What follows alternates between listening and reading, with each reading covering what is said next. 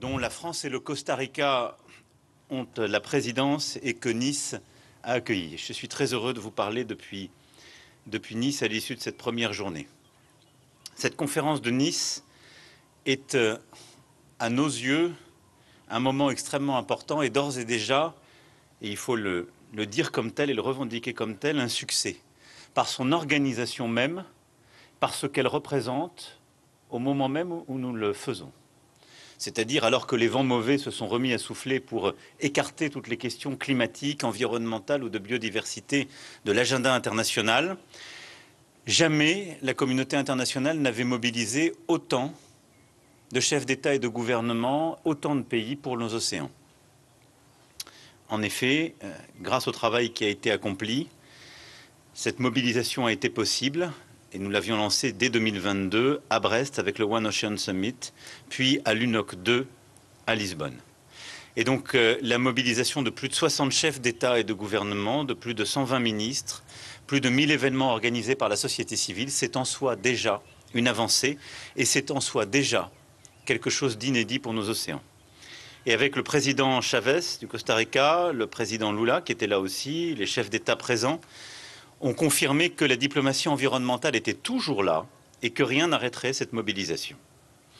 Et je veux avant toute chose remercier celles et ceux qui l'ont rendu possible, Monsieur le Ministre, vous-même et l'ensemble des équipes du Quai d'Orsay, le représentant personnel en charge des océans et de la négociation climatique, ambassadeur des pôles, Madame la directrice et toute la direction des Nations Unies, l'ensemble des équipes qui sont à vos côtés. Merci infiniment pour cette mobilisation et ce qui a été fait avec mes équipes, celles du ministre, et remercier évidemment les Nations Unies pour leur étroite coopération avec nous et le Costa Rica. Le moment qui a été permis par cette mobilisation, c'est celui d'une avancée qui est désormais irréversible pour nos océans. Et je voudrais insister sur quelques avancées de ce sommet, qui sont d'ores et déjà consolidées. La première, la plus importante, c'est le fameux traité sur la protection en haute mer, c'est-à-dire dans la mer au-delà des zones économiques exclusives et donc des mers qui sont, si je puis dire, administrées par chacun des États. C'est un enjeu essentiel parce qu'on parle là de 2/3 des océans. Et donc il faut se représenter que lorsqu'on s'est rassemblé à Lisbonne, à l'UNOC en 2022, il n'y avait aucun cadre agréé pour 2/3 des océans. Et donc tout ce dont on parlait ne valait que pour ce qui était dans nos zones économiques exclusives. Le reste, c'était le Far West. Depuis l'UNOC 2 à Lisbonne, par notre mobilisation, d'abord nous avons finalisé une négociation qui était bloquée depuis des décennies, ce fameux traité BBNJ. Et une fois signé, pour qu'il rentre en vigueur, il fallait qu'il soit ratifié par au moins 60 pays. Ce qui n'est pas chose aisée, parce que je vous rappelle que le dernier grand traité international sur le droit de la mer, la Convention de 1982, il avait fallu 12 ans pour avoir les ratifications. C'est-à-dire que ce traité qui avait été signé en 1982 n'était rentré en vigueur qu'en 1994. Il y a un an, il y avait 8 ratifications. Et donc, nous avons travaillé d'arrache-pied ces derniers mois, et c'est pourquoi nous avons, il y a quelques instants, annoncé qu'en effet, au 1er janvier prochain, ce traité pourrait entrer en vigueur et qu'enfin, nous allions avoir un cadre international pour réguler, administrer la haute mer. Et qu'enfin, nous pourrions protéger, lutter contre la pêche illicite dans 65% de nos océans qui jusque-là étaient une zone de non-droit. Nous avons d'ores et déjà 55 ratifications effectuées et déposées, une quinzaine qui sont en cours avec déjà une date sûre, une quinzaine qui sont en cours et qui se feront d'ici la fin de l'année, ce qui fait qu'il n'y a plus de doute, et c'est pourquoi nous l'avons officialisé avec le secrétaire général et plusieurs de mes collègues, il n'y a plus de doute pour dire que d'ici à l'Assemblée générale des Nations Unies, plus de 60 ratifications seront dûment votées, dûment déposées auprès des Nations Unies, ce qui fait que ce traité pourra entrer en vigueur au 1er janvier de l'année prochaine. Vous avez eu d'ailleurs en exclusivité ce matin l'annonce par le Brésil de sa ratification avant la fin de l'année, qui fait partie de ces États qui sont dans cette zone que je viens d'évoquer. La deuxième grande réalisation, c'est la création de nouvelles aires marines protégées. Là aussi, je le rappelle, c'est une mobilisation de la France et du Costa Rica. Parce qu'on fait maintenant dans nos débats publics comme si tout ça était une évidence. 2021, nous lançons une coalition avec le président Chavez du Costa Rica. Et on dit on va se battre pour mobiliser les pays avec une série d'engagements, dont l'engagement de protéger 30% de nos aires marines et nos aires terrestres. Nous sommes partis à 2.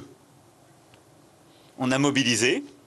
On est maintenant majoritaire, si je puis dire, parce qu'on doit être autour de 80. Et surtout, c'est rentré parce que ça a été adopté par les conférences de Kunming-Montréal. Et donc maintenant, c'est dans la mise en œuvre. Mais c'est là aussi une avancée collective avec le Costa Rica qu'on a concrétisée ces dernières années et qui est une vraie avancée de ces 3 dernières années. Avant Nice, nous étions à 8% d'aires marines protégées dans les zones économiques exclusives de tous les États du monde.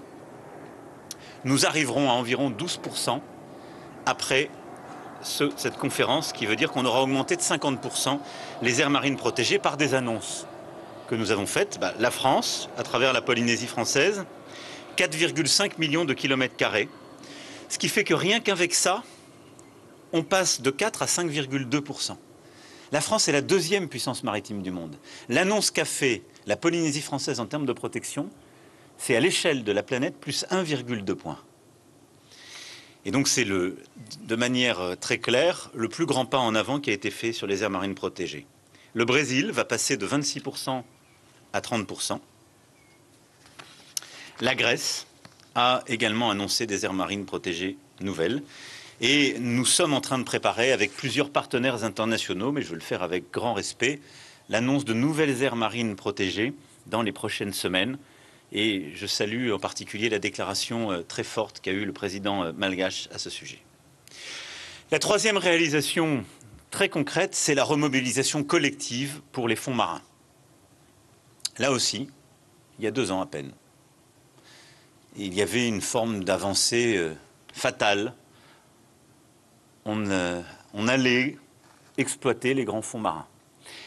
Et nous sommes sortis, la France est le premier grand pays maritime à être sorti pour dire nous avons décidé un moratoire. Et donc on décide de faire des missions d'exploration, mais pas d'exploitation de ces grands fonds marins. Et ça n'est pas un petit enjeu là non plus, parce que c'est un trésor de biodiversité, je le rappelais ce matin, évidemment inconnu, donc il faut le comprendre. On sait que ce sont des puits de carbone et vraisemblablement des puits de carbone irrécupérables extrêmement importants. Et c'est la science, la médecine qui ont d'abord à travailler. Je dis la médecine parce qu'il y a aussi, dans ces espèces, on le sait, des trésors qui permettent à la recherche biologique, et en particulier génomique, d'avancer beaucoup plus vite. Mais donc on doit préserver ces grands fonds marins, on doit les protéger pour permettre d'abord à la science d'aller comprendre. Et donc le moratoire est quelque chose de très important. Je veux juste redonner l'enjeu en prenant une comparaison. La surface de la Lune, c'est 37 millions de kilomètres carrés. La surface des grands fonds marins, c'est 320 millions de kilomètres carrés. Vous imaginez? Et 2 fois plus à plus de 1000 mètres de profondeur. Donc ce qui veut dire qu'on parle véritablement d'une planète à elle seule. Et donc ces grands fonds marins, ça vaut la peine de les protéger. Ce moratoire, nous l'avons donc décidé à quelques-uns. Nous avons pu mobiliser encore davantage à l'occasion de cette conférence. Et ce sont 36 États qui nous ont aujourd'hui rejoints, portant cette coalition encore plus loin. Et c'est ce qui nous a permis d'ailleurs d'arrêter des projets par cette pression collective chez certains de nos amis. La 4e réalisation, si je puis m'exprimer ainsi, c'est la science. En tout cas, nous avons réaffirmé collectivement notre attachement à la science comme base de nos décisions. Avec le lancement, entre autres, de la mission Neptune. Comme vous le savez, il n'y a que 5 ou 6 pays au monde qui sont capables d'envoyer des sous-marins habités à plus de 5000, voire 6000 mètres de fond, ce qui est une prouesse aussi dure que d'envoyer une fusée dans l'espace. Et avec Neptune, nous allons consolider justement cela, créer plus de synergie et rassembler tous les grands pays de recherche maritime et océanographique, dont la France avec l'IFREMER, mais aussi le CNRS, des coopérations avec l'INSERM et beaucoup de nos universités. Neptune va nous permettre de lancer une grande mission d'exploration pour étudier les fonds, ce qui est cohérent avec la décision précédente, et financer aussi une recherche sur l'ensemble des écosystèmes marins. avec en particulier des recherches que nous voulons lancer, avec des missions d'exploration sur ces fonds, mais aussi sur toute la colonne d'eau au-dessus d'eux. Alors que d'autres arrêtent de financer la recherche, nous ne lâchons rien, nous accélérons. J'ai accueilli hier sur justement bateau de l'Ifremer que nous avons pris, le Thalassa, 3 premiers scientifiques qui travaillaient aux États-Unis sur l'océan et qui ont décidé de revenir en France et en Europe. Et donc nous étions avec des chercheurs américains qui, il y a quelques semaines, étaient dans les équipes de la NOAA, étaient à Columbia et travaillaient pour le gouvernement américain. Ils étaient avec nous sur le Thalassa pour nous expliquer leurs recherches et ils vont maintenant venir travailler en France et en Europe.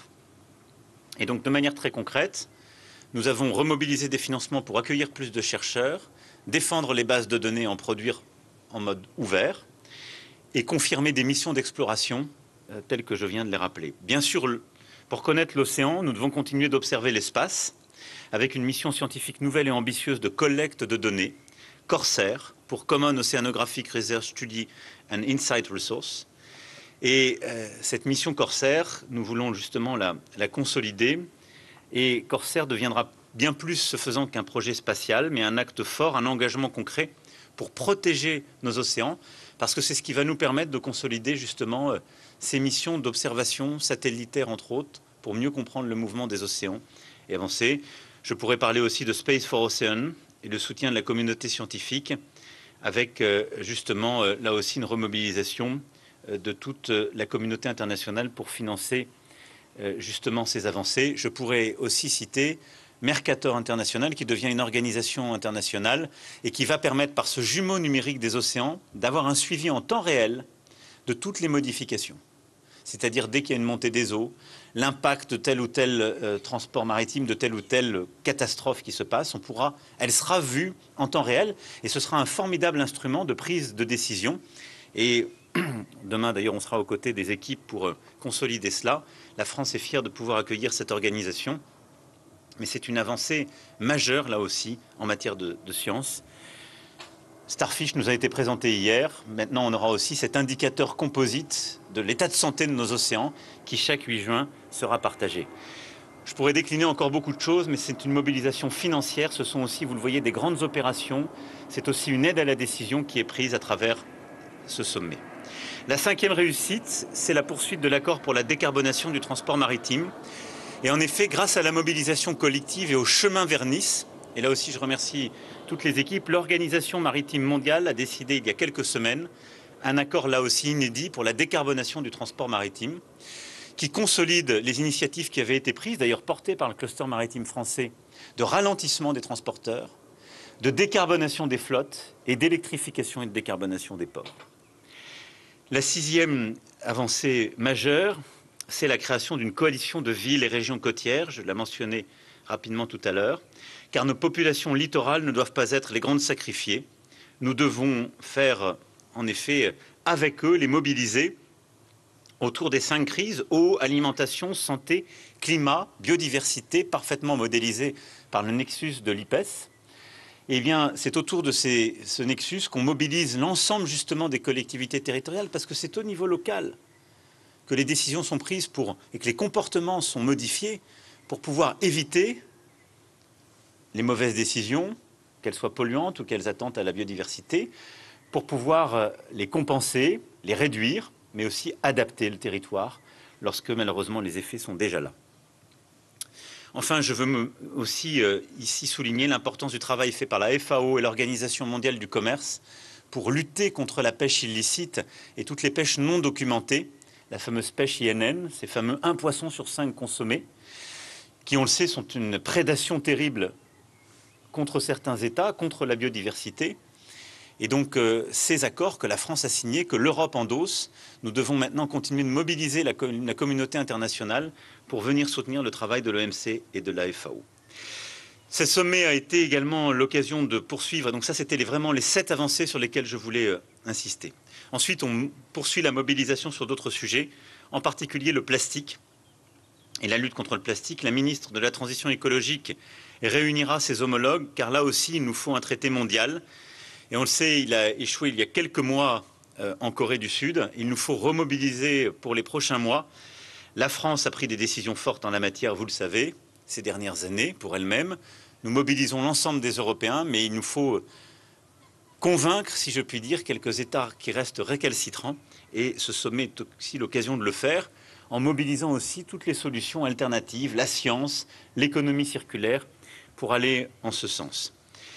Ce sommet est également l'occasion de mobilisation régionale. J'ai tenu aujourd'hui une conférence ad hoc sur la Méditerranée, avec collègues et artisans des grands projets méditerranéens de toutes les rives de notre mer chérie, qui est derrière moi. Nous avons pu tenir et coprésider avec le Royaume du Maroc une conférence importante sur l'Afrique et les océans. Et demain se tiendra un forum des îles que j'irai conclure, mais qui sera tenu tout au long de la journée. Et j'aurai l'occasion de réunir les îles du Pacifique lors d'un sommet demain matin. Parce que, je tiens à le dire, ce sommet rassemble 92% des mers et océans de la planète. Et je veux vraiment dire ma reconnaissance à l'égard de tous mes collègues. Voilà Emmanuel Macron qui vient donc de résumer les principaux points d'accord au terme de cette journée du sommet sur la protection des océans, sommet des Nations Unies co-organisé par la France et le Costa Rica à Nice, avec déjà 55 ratifications effectuées et déposées d'après le président français concernant le traité sur la protection en haute mer. Il en faut 60 pour permettre une entrée en vigueur de ce traité qui a déjà été signé par plus de 120 États des Nations Unies. Une quinzaine de ratifications auraient déjà été déposées et en cours et devraient donc être effectives prochainement, rendant le traité opérationnel. Et puis Emmanuel Macron annonce également qu'aurait été décidée une augmentation de 50% des aires marines protégées, ainsi qu'une remobilisation collective pour les fonds marins, avec un moratoire sur l'exploitation des grands fonds marins qui serait poursuivi, comme c'est déjà le cas actuellement, et contrairement à la volonté d'un certain nombre d'États comme les États-Unis, par exemple, de Donald Trump.